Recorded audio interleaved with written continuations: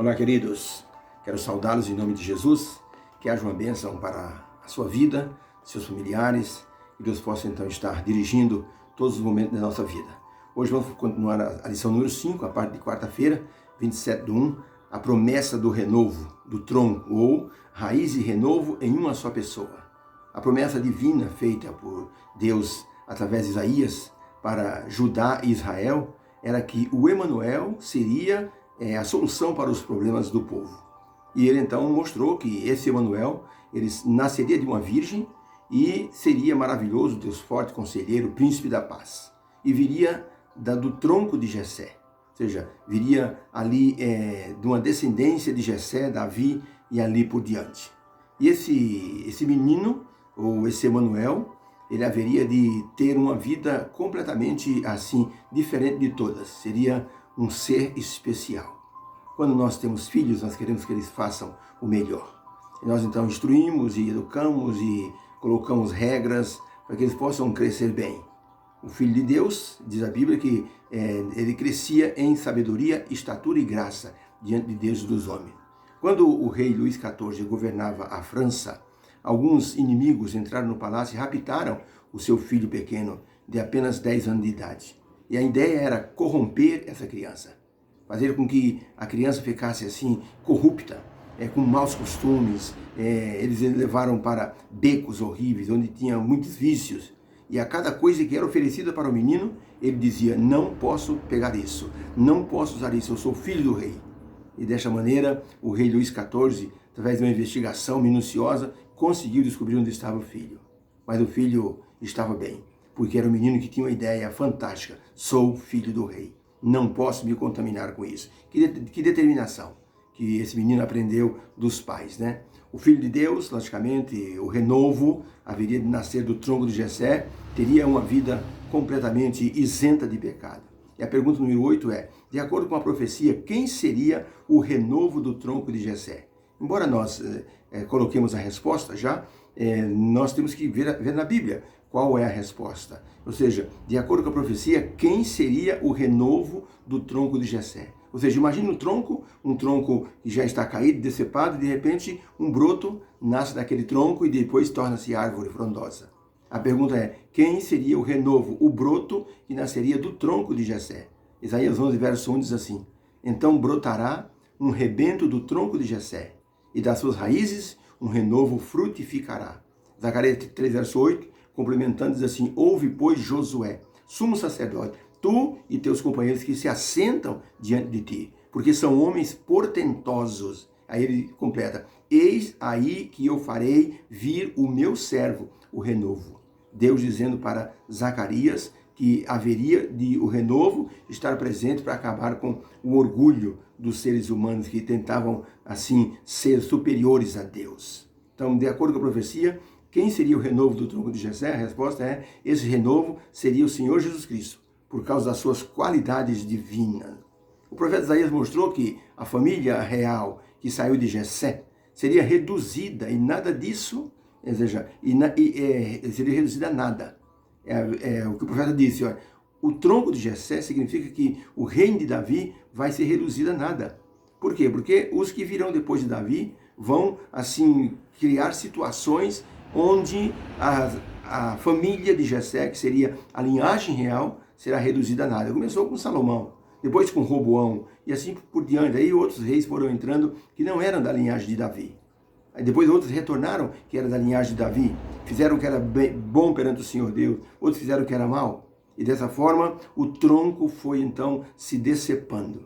Por isso que essa expressão do tronco de Jessé sairá um rebento. Ou seja, a restauração desse tronco seria feito pelo Emanuel, alguém que nasceria da linhagem de Davi e que reergueria o trono de Davi. Por isso, quando Jesus nasceu, os discípulos que aceitaram Jesus como mestre, eles imaginavam que Jesus fosse o salvador da pátria, que Jesus se assentaria no trono. Eles tinham uma ideia materialista. Tanto que Tiago e João, a mãe deles, disse: olha, Senhor, faça com que no teu reino um filho meu se assente à tua direita e outro à tua esquerda. Isso era uma ideia materialista. Por isso, depois temos que dizer o seguinte: o que Deus fala nunca falha. Jesus Cristo seria o Emanuel que levantaria o trono de Davi. Ou seja, espiritualmente, ele levantaria o trono de Davi. As profecias nunca falham. Há até uma história do rei Ciro da Pérsia, que foi escolhido por Deus depois para libertar o povo do cativeiro babilônico. Diz que quando esse menino nasceu, o avô dele, que era o rei, o Astíages, ele teve um sonho. Ele sonhou que, assim, das costas da sua filha, a mãe de Ciro, nascia uma espécie de uma videira, um pé de uva, que ia crescendo e tomava conta de tudo dentro do palácio. E ele ficou impressionado, chamou um vidente, um profeta, e disse: o que quer dizer esse sonho? O profeta disse: majestade, esse sonho quer dizer que esse menino, quando ele crescer, ele vai matar o Senhor e vai se tornar o rei da Pérsia. Ele então chamou um guerreiro chamado Ártago. E Ártago disse: pois não, majestade, pegue esse meu neto, leve para dentro da floresta e mate-o. E Ártago então pegou a criança, mas chegando no meio da floresta, ele ficou tão encantado com a beleza da criança que ele ficou com dó de matar. Ele era pai. Ele então se enfiou dentro da floresta, chegou nas montanhas, achou um casal de pastores e entregou o menino para esse casal de pastores. E recomendou: nunca digam para esse menino que ele é neto do rei da Pérsia. Ele voltou, veio embora, e o rei descobriu. O rei Astíages descobriu que Ártago havia feito isso. Sabe o que ele fez? Mandou esquartejar o filho de Ártago, serviu num jantar, e Ártago comendo aquela carne, pensando que era uma carne especial, e o último prato veio com a cabeça do seu filho. Quase que ele morreu, mas ele assim, de nojo daquilo que ele tinha comido. Mas ele ficou com um desejo de vingança no coração. O rei disse: para você aprender a cumprir minhas ordens. Pois o tempo passou, Ciro cresceu, e um dia Ciro ouviu os pais conversando, os pais adotivos, que se ele soubesse que ele era o rei da Pérsia, o neto do rei da Pérsia, com certeza sua vida seria diferente. Ciro não estava dormindo, já estava com uns 17 anos. Pulou da cama e obrigou os pais, ele era muito incisivo, a contarem a história. Eles contaram a história. O avô havia mandado matá-lo, mas o guerreiro, com dó, o entregou para ser criado por eles. Pois Ciro, ele voltou para a cidade, e depois de muito tempo, ele montou um pequeno exército, ele entrou pelo esgoto da cidade, entrou dentro do quarto do avô dele, matou o avô e se declarou rei da Pérsia. E a profecia se cumpriu. Deus, quando dá uma profecia, temos que entender que tudo vai se cumprir. A profecia do Emanuel era uma profecia de salvação. E a pergunta 9 é: por que o descendente de Davi foi chamado de raiz de Jessé? Isaías 11, verso 10 diz: naquele dia a raiz de Jessé será posta por estandarte dos povos, a qual recorrerão as nações, gloriosas lhe serão as suas moradas. Então, Isaías está dizendo que o que nasceria de Jessé, do tronco de Jessé, seria tão especial que as nações se reportariam a ele. Apocalipse 22,16 diz assim: eu, Jesus, enviei o meu anjo para vos testificar essas coisas a favor das igrejas. Eu sou a raiz e a geração de Davi, a resplendente estrela da manhã. Que interessante, hein? Lá no Apocalipse, talvez nós nunca tenhamos percebido isso, Jesus se declara como o descendente, a raiz de Davi. Por isso que ele se tornou tão especial. Raiz quer dizer que está ligado de alguma forma profunda ao tronco. Jesus veio da descendência de Davi e por isso seria chamado raiz de Jessé, como ele disse. Só Jesus tinha as qualidades proféticas para ser a raiz de Jessé. Sua linhagem direta veio do rei Davi e ele nasceu dentro da família descendente de Davi. A genealogia de Jesus mostra como isso aconteceu. Pergunta 10. Como o descendente de Davi lidou com o problema e os efeitos do pecado? Logicamente, o Emanuel é incorruptível, nasceu num mundo corrupto, num mundo cheio de pecado. Agora, como esse descendente de Davi lidou com o problema e os efeitos do pecado? Isaías 11 diz assim: e deleitar-se-á no temor do Senhor, e não julgará segundo a vista dos seus olhos, nem decidirá segundo o ouvir de seus ouvidos, mas julgará com justiça os pobres, e decidirá com equidade em defesa dos mansos da terra, e ferirá a terra com vara da sua boca, e com o sopro dos seus lábios matará o ímpio. Morará o lobo com o cordeiro, o leopardo com o cabrito se deitarão, o bezerro e o leão novo também se deitarão, a vaca e a ursa pastarão juntas, e as suas crias juntas se deitarão, e o leão comerá a palha como o boi. explicando então como seria esse descendente, como lidaria com o pecado. Julgará, a resposta é, ele julgaria com justiça e eliminaria o ímpio, executaria juízo contra a terra para defender os mansos, os pobres e os inválidos e os fragilizados. Depois produziria na terra uma paz inigualável, pois os animais ferozes iriam conviver como se fossem animais de estimação, doméstico.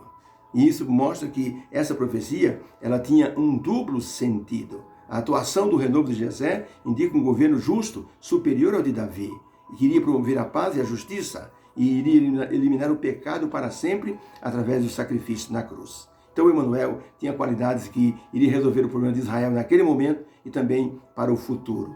O aparecimento do renovo do tronco de Jessé foi uma profecia feita para a primeira vinda ou também para a segunda vinda. Já que o Emanuel iria promover justiça e paz, depois então diz que o lobo morará com o cordeiro, o leão com o bezerrinho, juntos se deitarão. Então isso é expressão de uma nova terra. Então a pergunta essa profecia do Emanuel, ela é só para uma fase ou é para duas fases? A profecia mostra justamente a primeira vinda de Jesus, onde ele agiria com justiça, onde ele, com sua vida, haveria de impor uma justiça e arrependimento. E depois, então, a resposta diz que Jesus também estaria voltando os olhos para o futuro. O Emanuel, ele teria duas fases. A primeira fase de justiça, que seria o seu ministério. E a segunda fase de salvação, ou recuperação, ou glorificação, que seria sua segunda vinda, e onde tornaria a terra maravilhosa. A presença de Jesus, como o renovo do tronco de Jessé, compõe duas metades de um mesmo plano. Como se fosse uma laranja cortada ao meio, mas unida. O plano da salvação teria duas etapas. A primeira seria o sacrifício, e a segunda etapa seria a vinda, a glorificação, com o consequente resgate, a ida ao céu e depois a renovação da terra.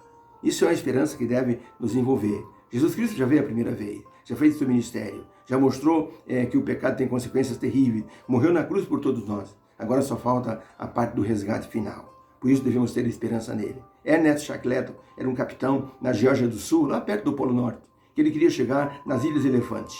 Era uma distância de mais ou menos 3.600 quilômetros pelo mar gelado. Quando ele chegou lá, com 40 homens dentro do navio, seu navio foi esmagado como se fosse uma caixa de fósforo. Todos pularam do navio e se salvaram. Salvaram as coisas que puderam e fizeram uma cabana improvisada, porque o frio intenso no Polo Norte, a neve que cai parece navalha, corta tudo. Eles então, com a madeira do navio, improvisaram uma cabana. E Ernest Shackleton, o capitão, pegou 3 homens e disse: eu vou voltar para a Geórgia do Sul, eu vou buscar socorro, porque vocês não podem ficar nesse inferno branco.